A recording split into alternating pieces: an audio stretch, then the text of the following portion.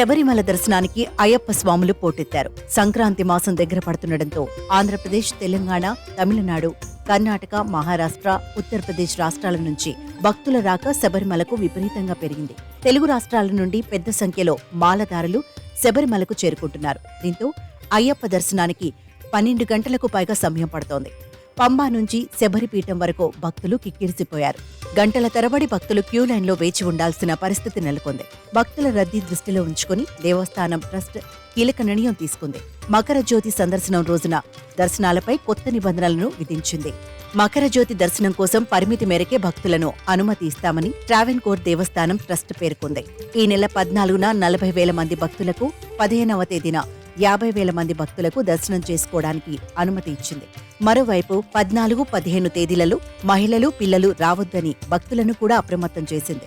అంతేకాదు, ఈ నెల 10వ తేదీ నుండి స్పాట్ బుకింగ్లను రద్దు చేసినట్టు సంచలన ప్రకటన చేశారు. శబరిమలలో అయ్యప్ప స్వామిని ప్రతిరోజు 1,00,000కు తక్కువ కాకుండా అయ్యప్ప భక్తులు దర్శించుకుంటున్నారు.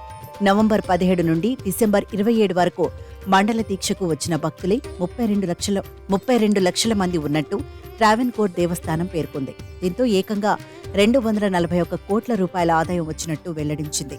ఇంకా లెక్కింపు కొనసాగుతుందని, ఆదాయం పెరిగే అవకాశం కూడా ఉన్నట్టు పేర్కొంది.